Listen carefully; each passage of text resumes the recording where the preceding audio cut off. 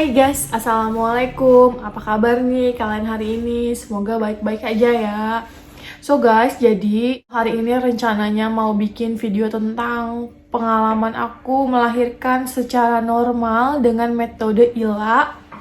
Dan kebetulan aku punya mata minus yang cukup besar, yaitu 3 dan 5. Sebenarnya aku melahirkan anak aku tuh udah setahun yang lalu, cuma aku baru sempat bikin videonya sekarang. Buat kalian yang pengen tahu videonya, kalian bisa ikutin video ini sampai selesai. Aku itu melahirkan di usia kehamilan 38 minggu. Anakku itu terlilit satu tali pusar di leher. Aku sebenarnya udah cukup pesimis untuk melahirkan secara normal, tapi dokter aku di Rumah Sakit Mayapada bilang banyak kok Bu kasus yang terlilit tali pusar tapi bisa melahirkan secara normal. Aku konsultasi dengan dokter Ari Waluyo di Rumah Sakit Mayapada, Jakarta Selatan. Nah, ketika itu dokternya tuh sangat mensupport aku untuk lahiran secara normal. Kondisi bayi aku tuh memang sempat dikatakan kecil ya. Waktu usia kandungan 38 minggu itu beratnya itu cuma 2,6. Itu tergolong kecil karena kan batas minimum janin yang cukup berat badannya itu adalah 2,5 ya. Dan anak aku ini cuma selisih 100 gram aja gitu. Menurut dokter aku kayaknya kita harus lahirannya tuh dipercepat, jadi nggak usah tunggu sampai 40 minggu. Waktu itu dokter aku menyarankan aku tuh diinduksi sebelum aku merasakan kontraksi yang alami. Waktu itu usia kandungan aku itu 37 minggu 6 hari, jadi sehari sebelum 38 minggu. Waktu itu aku ingat banget hari Senin, dokter aku itu bilang aku harus minum pil kayak untuk memicu kontraksi gitu. Itu namanya pil induksi, cuma aku lupa nama pilnya apa. Aku cuma boleh minum setengah aja untuk memicu kontraksi kan. Nah, ketika aku minum itu jam 10 pagi, aku baru mulai merasakan kram-kram perut kayak mau haid itu jam 12 siang. Itu tuh semakin intens gitu loh, semakin intens sampai aku tetap masih bisa tahan, sampai aku tuh ngerasa kayak ini tuh sakitnya tuh udah lumayan gitu. Dan aku rasa tuh ini aku udah pembukaan 1 atau pembukaan 2 setelah aku minum setengah pil induksi itu. Pas jam 4 atau jam 5 sore, aku akhirnya telepon suami aku untuk pulang. Suami aku pulang dan dia telepon juga dokter Arinya untuk bilang, ini gimana ya dok, apakah dibawa aja ke rumah sakit atau ditunggu atau gimana gitu kan, karena kan kita ini pengalaman pertama kita lahiran kan, jadi kita tuh minim banget informasi tentang ini. Ketika itu dokter Ari bilang bawa aja ke rumah sakit. Oke, berarti itu jam 5 sore, emang kebetulan semua koper, semua persiapan barang-barang udah ada di mobil, jadi kita tinggal berangkat aja. Ketika aku berangkat itu jam 5 sore, aku nyampe di Rumah Sakit Mayapada, Jakarta Selatan. Sampai sana aku dibawa ke IGD. Bawa ke IGD pun sebenarnya kontraksinya tuh kayak masih hilang timbul gitu, belum yang terlalu intens gitu kan. Nah, ketika itu suami aku ngurus-ngurus surat-surat segala macam untuk persiapan masuk rumah sakitnya. Itu aku juga dicek sama bidan pembukaannya berapa. Ternyata pembukaannya tuh baru pembukaan 1. Nah, bidan ini suruh kita tanya lagi sama dokternya apakah mau lanjut minum obat induksinya, apa mau tetap di rumah sakit atau mau pulang dulu. Waktu itu dokter itu bilang aku suruh minum lagi obat induksinya setengah lagi. Waktu itu aku minum lagi. Dokter aku bilang, nanya ke kita, kalian mau pulang atau mau tunggu di rumah sakit? Dan menurut aku, kata suami aku sih kalau bisa tunggu di rumah sakit aja. Akhirnya kita memutuskan untuk tunggu di rumah sakit tuh hari Senin. Aku sama suami aku masih di IGD waktu itu, UGD, karena kita sambil nunggu kamar observasi dan mengurus surat-surat. Emang agak lama, jadi aku nunggu di UGD. Terus selama aku nunggu di UGD itu sampai jam 11 malam itu pembukaan aku stuck di pembukaan 2. Nah, akhirnya karena aku tuh udah capek banget, udah lelah ngerasain sakit, tapi nggak kunjung naik juga pembukaannya. Akhirnya aku disuruh tidur di ruang observasi. Aku udah disuruh ke kamar, tapi kebetulan karena di ruang observasi itu nggak sendirian, karena banyak banget ibu-ibu yang sedang menunggu untuk operasi sesar, ada yang habis operasi sesar. Jadi ruang observasi itu isinya kalau nggak salah ada 6 atau 8 orang. Menurut aku tidur di rumah sakit tuh emang nggak nyaman gitu loh, nggak nyenyak. Dan aku juga kasihan sama suami aku karena suami aku tidurnya tuh sambil duduk gitu. Tengah malam dokternya juga datang buat ngeliat, buat ngecek karena ada yang lahiran kan. Terus dokternya bilang nanti minum aja obatnya lagi, karena pas malam itu tuh kontraksinya udah bener-bener hilang gitu loh, udah nggak ada sama sekali kontraksinya. Nah, dokternya tuh bilang, nanti minum lagi ya obatnya ya pagi-pagi jam 10, dokternya bilang gitu. Oke, aku nginep di rumah sakit itu sampai jam 10. Dan sebenarnya yang bikin aku sedikit insecure tuh karena pas aku lagi nginep, tiba-tiba pas jam 1 atau jam 2 malam itu ada ibu-ibu mau melahirkan. Teriak-teriak tuh sampai bikin semua yang ada di ruangan itu tuh bangun gitu. Aku tuh sampai mikir, sampai kayak ketakutan gitu loh. Jadi mental aku tuh kena, ini emang melahirkan normal sesakit itu kah? Karena menurut aku toleransi rasa sakit aku tuh nggak tinggi gitu loh. Aku tuh takut banget yang namanya ngerasain rasa sakit gitu. Semenjak itu tuh semenjak aku mendengar orang ibu-ibu teriak pas lagi melahirkan tuh, aku jadi kayak makin banyak pikiran yang macem-macem, yang aneh-aneh, takut ngerasain sakit gitu-gitu kan. Terus aku tapi tetap berusaha tegar, tetap berusaha kuat gitu demi anak aku. Aku tuh sebenarnya udah bilang sama dokter, dok, aku mau lahiran normal, tapi aku mau pakai metode ILA, jadi kayak dibius gitu di punggung. Jadi kalian tuh nggak ngerasain kontraksi sakitnya gitu loh. Ternyata untuk prosedur ILA tuh nggak semudah itu untuk diberikan sama dokter gitu.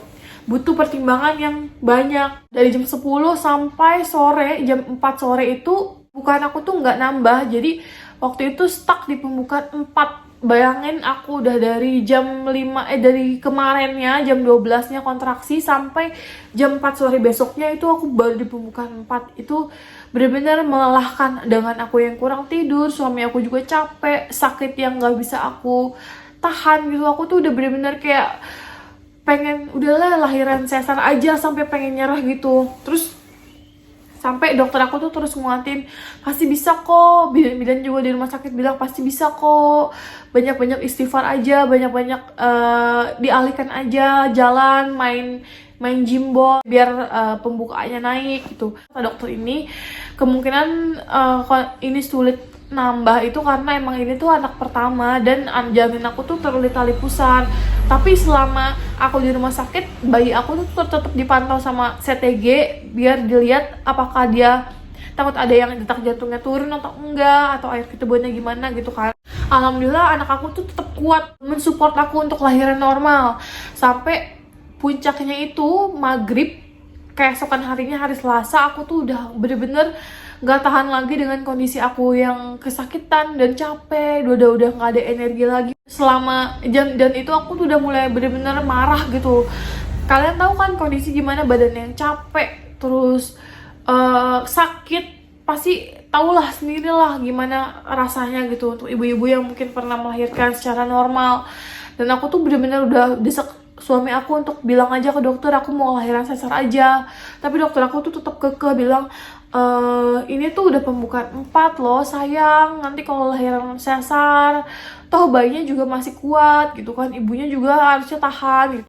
Aku tuh udah gak ada energi lagi, gimana nanti aku ngedennya gitu. Di jam 9 atau jam 10 malam, jam 9 malam ya kalau gak salah, dokternya itu akhirnya memberikan bius ILA ini yang aku pengen, yang aku request dari awal. Dan ketika diberikan bius ILA ini, aku tuh bener-bener ngerasa lega banget karena rasa sakit yang aku rasain itu bener-bener hilang.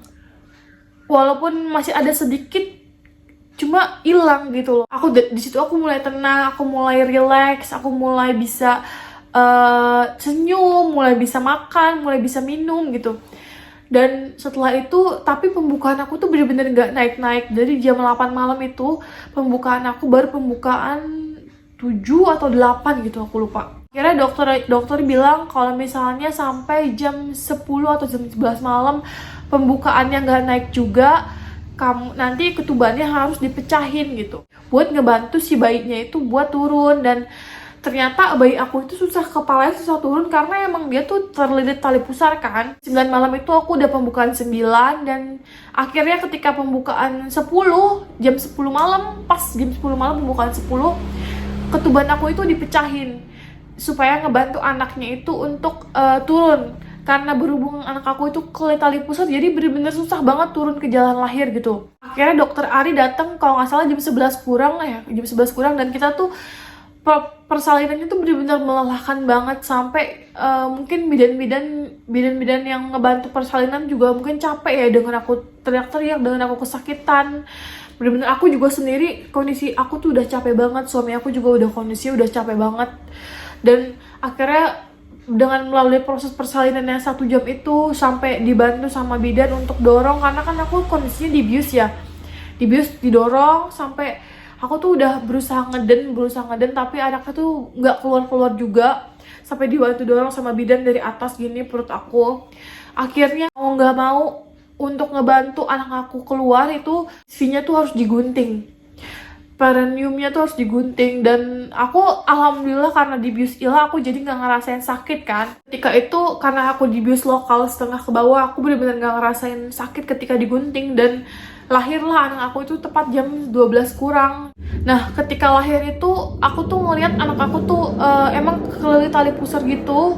Dan alhamdulillah mata aku nggak kenapa-napa, karena kan mata aku nih -5 sama -3. Karena sebelumnya aku udah konsultasi dulu ke dokter mata untuk ngecek matanya, ini kira-kira boleh nggak lahiran normal. Ternyata mata aku boleh untuk lahiran normal. So ketika melahirkan dengan cara ngeden yang begitu kuatnya, dengan proses persalinan yang lama, alhamdulillah pembuluh darahnya nggak pecah dan masih baik-baik aja. Dan buat ibu-ibu mungkin yang punya mata minus kayak aku pengen lahiran normal, bisa cek dulu ke dokter mata buat direkomendasiin apakah ini boleh untuk lahiran normal atau tidak gitu ya, saran dari aku. Lahiran aku tuh merasa lega banget, kayaknya semua perjuangan aku tuh terbayar gitu loh, walaupun kondisi aku tuh sempet kritis. Pas aku ngeden tuh kayak detak jantung aku tuh menurun, terus kondisi anak aku juga menurun, sampai dokternya tuh bilang, aku inget aku denger ini tuh harus sekarang, ini tuh ngeden yang terakhir, karena kalau ini nggak keluar juga ini bahaya banget buat anak kamu dan kamunya. Akhirnya ya mau nggak mau dokternya tuh gunting perineumnya kan. Akhirnya digunting, dikeluarin dengan kondisi anak aku yang sehat, yang selamat, yang sempurna, tidak kurang satu apapun. Aku benar-benar merasa bersyukur, dan semua perjuangan aku selama beberapa bulan ini tuh terbayarkan gitu ngeliat anak aku. Dan setelah itu aku rawat inap di rumah sakit sampai kondisi badan aku tuh normal. Dan after aku melahirkan dengan bius ILA ini, aku tuh ngerasa punggung aku tuh sakit ya, karena kan emang dibiusnya di punggung, tapi nggak lama sih, nggak sampai seharian, itu kurang lebih setengah hari aja tuh udah hilang. Dan aku udah bisa jalan, aku udah bisa mandi sendiri walaupun digunting ya, walaupun perineumnya dijahit gitu. Aku udah bisa normal lah kayak orang lahiran normal biasa, cuma emang dengan bantuan medis gitu. So guys, segitu aja cerita perjuangan melahirkan aku. Semoga informasi ini berguna. So buat yang tanya untuk biaya rumah sakit berapa, aku kebetulan rumah sakit tuh pakai asuransi dari kantor suami, jadi aku sama sekali nggak bayar sepeser pun di rumah sakit Mayapada. Oke guys, segitu aja video aku hari ini. Buat kalian yang udah ikutin video dari awal, thank you for watching. See you next video, bye bye.